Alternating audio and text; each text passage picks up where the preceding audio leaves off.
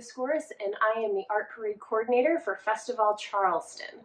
And this year, while we can't gather on Capitol Street, we can still embrace the spirit of the Art Parade and either have a parade in your yard, in your neighborhood, in your apartment building, whatever it may be. We can still absolutely embrace that spirit, come together as a family, and showcase our goofy creative side. And that's exactly what the Art Parade does. It has always been a place for community groups to come together, arts organizations, schools, just to showcase what they've been working on. Independent artists have had the opportunity to showcase something that might not be traditionally hung on a wall, but is a movable, portable sculpture, which might even just be their own body, and a cool costume they made.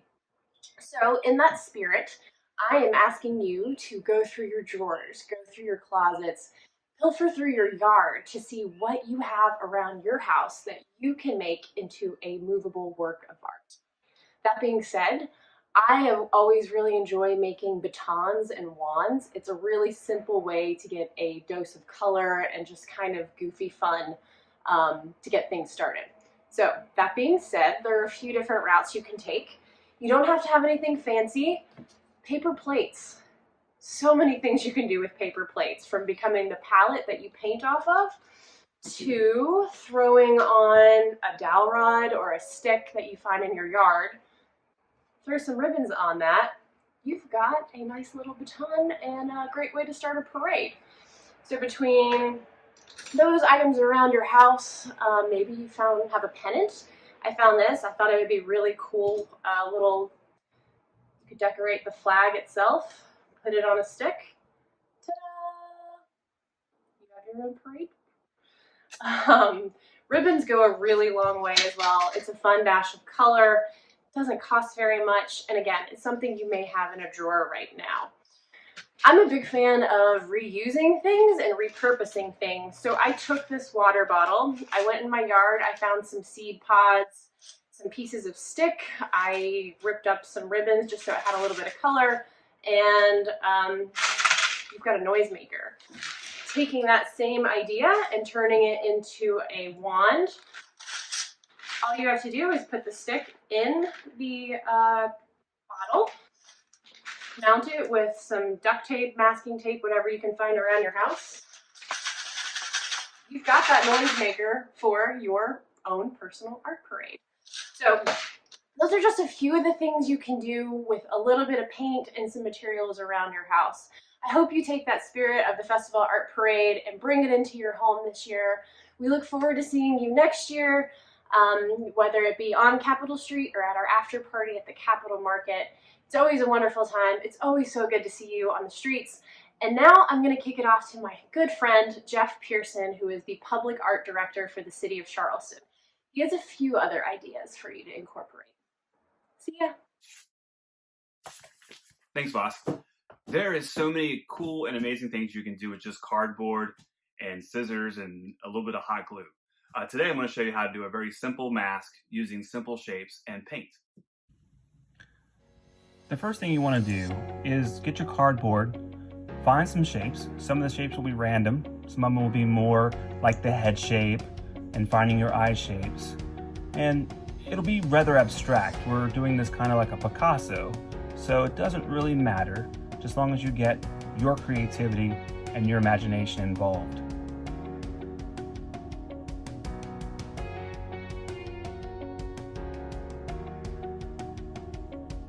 When you start to paint your mask, you can use virtually any kind of paint, a little bit of water, and really just lay that paint on the cardboard pretty transparently, just back and forth, making sure you cover the cardboard with the color. A little bit of the cardboard may show through, and that's okay.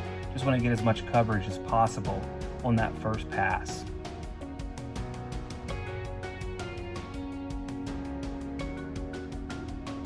One of the great things about a project like this is there's not limits. You can use any kind of color you want to, and with an abstraction like this, very much inspired by Picasso, you can do whatever you want. Just use your creativity and imagination, and it'll be yours, and it'll be awesome.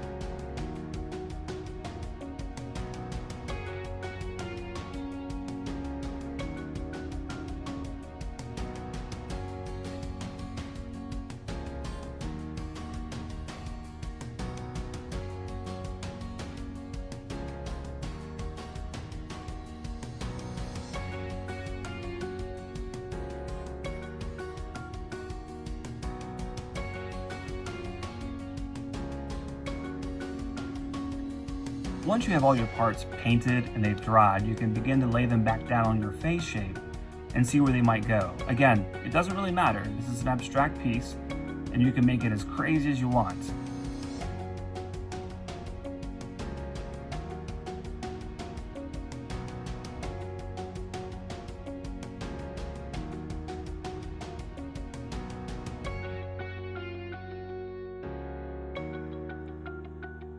Once you have a pretty good idea of where you want your parts, you can use a hot glue gun. Again, you can use duct tape if you want to, but hot glue is pretty simple and it sticks pretty well.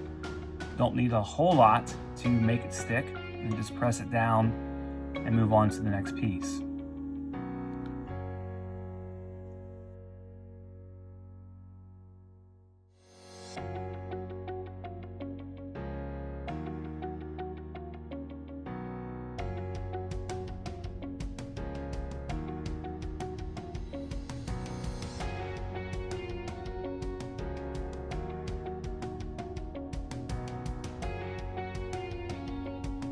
After you have all your pieces glued down, you can go back in and add more color with paint. You can add texture, again, whatever you want to do.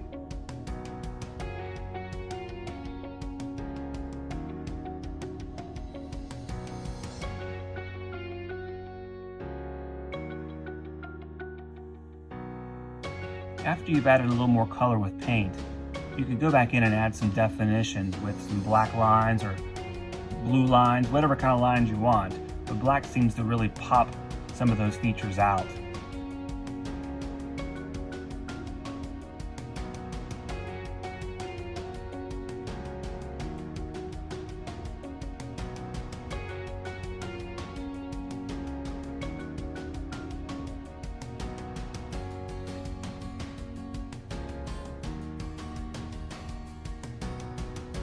The last step is adding a stick to your mask so you can hold it in front of your face. This can be a paint stick, or you can go outside and find a stick in the yard.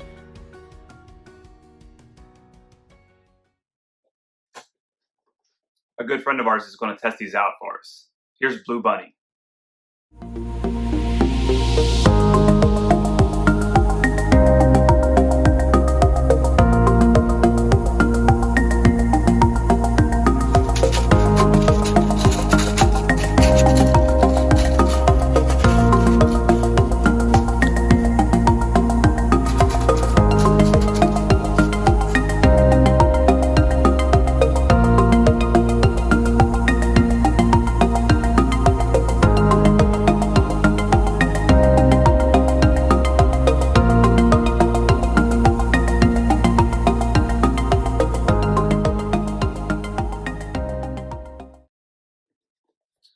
So now it's your turn to go out and make your own mask and noisemakers and fun art parade stuff.